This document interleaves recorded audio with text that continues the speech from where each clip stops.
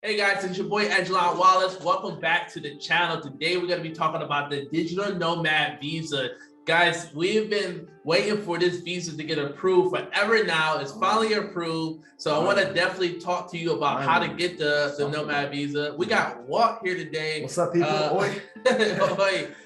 So we're going to get to it. Yeah, we're going to be talking about it. So the great thing about the digital nomad visa is that it is not as a hard process as the student visa, and I want Walt to talk about that. Yeah. But let's if you guys are looking to become a digital nomad, I am a nomad recruiter. I teach people how to start a staffing and recruitment company, and I have other various ways of streams of income. Walt also is becoming a nomad more and more these days. I've been for almost about a year now. A year and a month. A year and a month. So he can give you a lot of advice as well, on the consulting part of things.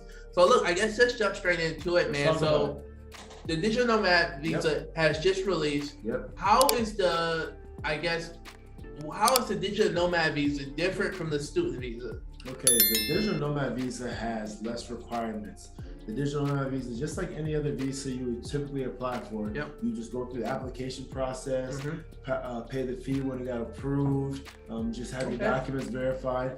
Unlike the student visa, you have to pay for courses, potentially background checks, etc. The threshold is much higher for a student visa as opposed to this digital nomad visa now.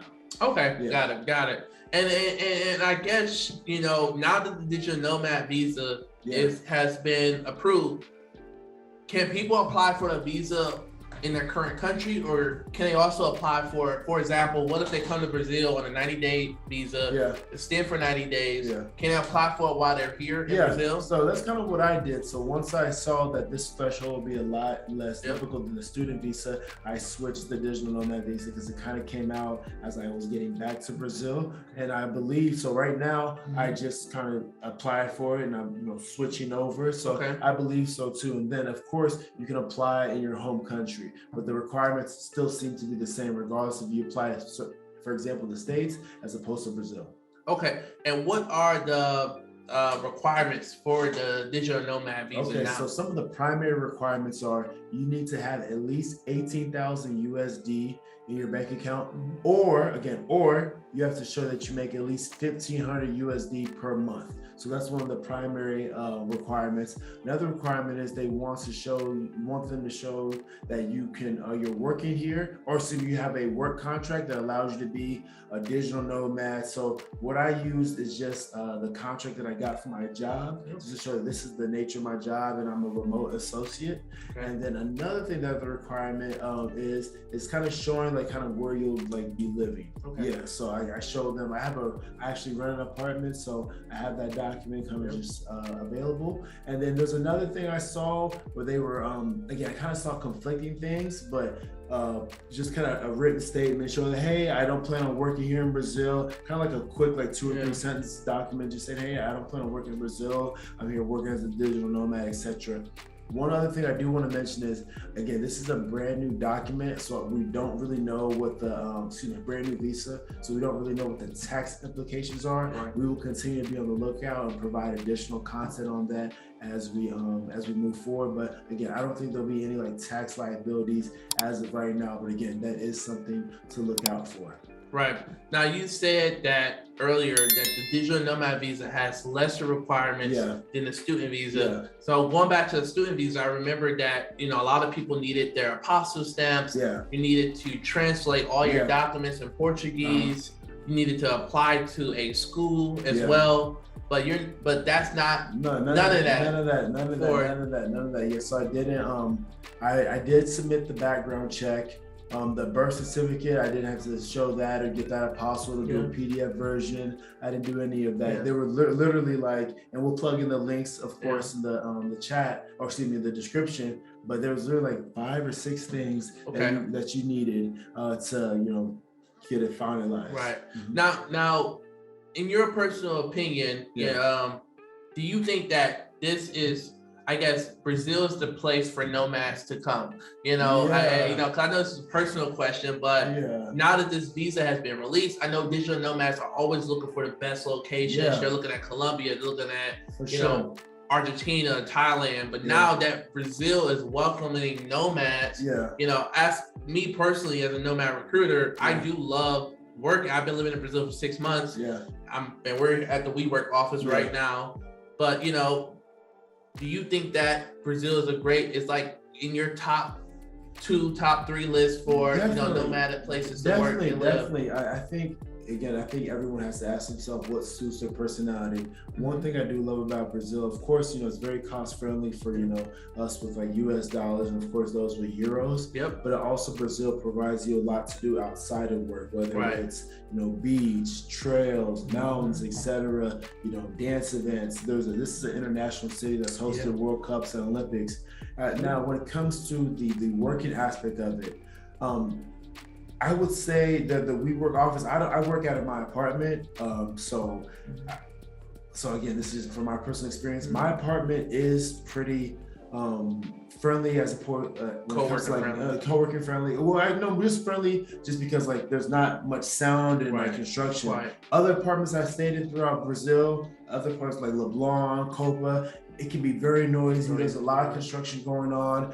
I've never really worked out of a WeWork, so I can't really speak to that experience as much as you and other people could. I know Medellin has a strong nomad community too, as it comes to in regards to digital nomads and like co-working spaces. So again, when it comes to things to do outside of work, it's great.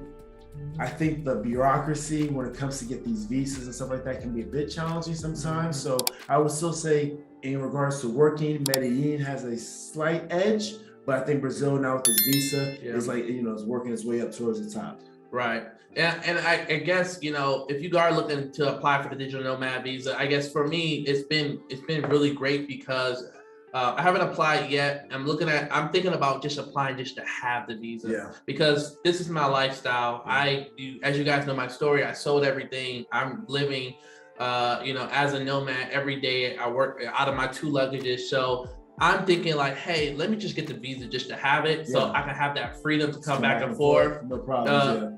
No problems. It's a smoother process versus having to wait every 6 months to come back to Brazil. You know, and then $1,500 is not bad. I think most nomads are making about $1,500 a month. And you know, so you can always, there are a lot of ways that you could go about making that $1,500. So I think that's fair and reasonable. But also, like Walt said, the cost of living. I mean, the dollar is almost 1 to 6 almost, and inflation, I think, will rise even more with everything going on right now in the world. I can't see inflation rising even higher here, where you know we may see the dollar at 1 to 7 or 8, possibly. We'll see. We'll see. But also on top of that, you know, my Airbnbs are, for me, average around $23, $24 a night. So I'm staying under the $600 bucks a month for rent right now, which is good. Food is super cheap. I was just talking to Walt about how in Sao Paulo last week, I got salmon for $5, like a plate of food, rice, salmon, you know, super cheap for $5. But even here in Rio, you can find good meals for $10, which is like 50 reals. You know, which is a lot of money. So for 2 people, you're looking at maybe $20, $25 if you go out on a date. That includes like a glass of wine or 2 as well, depending on the location. But also, there are a lot of things to do. Rio is a city where people are social and they are always out. So it's not like, you know, there's nothing to do. And I have and besides WeWork, there are other co-working offices. So one of the reasons why I wasn't a big fan of the DR because it wasn't as coworker friendly, but the coworker offices in Brazil are affordable. So I pay roughly about $100 right now or $120 a month for WeWork, but I have all access. So I can work from any WeWork in Brazil, and they have WeWorks all around Brazil, but they also have coworker spaces all around Brazil. So, you know, it's really not a bad place to have that backup. Hey, you know, shit just hit the fan in America. And there's a lot of expats here too. There's a big community here. There's a large community of expats here working, so you will have support, honestly. You will. So I think this is going to be a game changer. I think we're going to see a lot of nomads applying for this visa. A lot of people are coming to Brazil. And the thing about it is it doesn't limit you to the city. You know, you're free to go anywhere in Brazil. So there are a lot of other places like Salvador and can't think of other cities right now. But in regards to like the major cities, you have Rio, of course, Sao Paulo, Salvador, and then the rest of them again are more so, you know, cool beach towns. Bahia the state. So it's just, again, depends on what you're looking for. Again, once you leave Sao Paulo, leave Rio, Brazil becomes very cost friendly unless you go to like one of those like very private or remote islands. But it could get cheaper. It can get very much cheaper. Like if you were to go live in Salvador for a month, you could get a very, very nice place there for, you know, a very affordable price. You can, especially with I don't think Brasilia is still a popular destination spot, but it's quite pricey. So you're not seeing that many people come over as much now with everything going on, but I think eventually people will come over. But it's not a bad time because prices are competitive when it comes to Airbnbs. Like I was able to get me a nice loft in São Paulo for $30 a night. And I have it on my YouTube channel.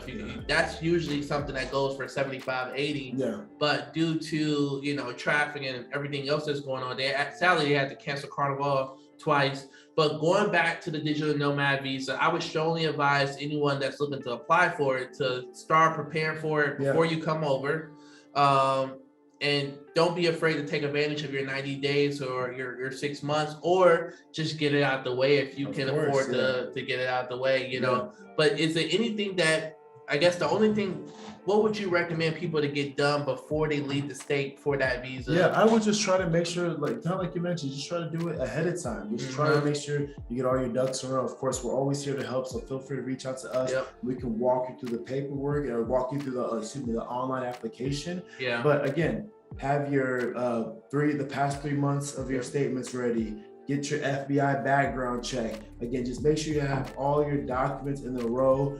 If things are acting a little shaky, have them printed out. Also, of course, keep the PDF, but have them printed out so that way, if you have an appointment or if you do have to end up going to like the federal police here, you have everything there on hand and everything's smooth and taken care of. So just try to, again, submit everything beforehand though.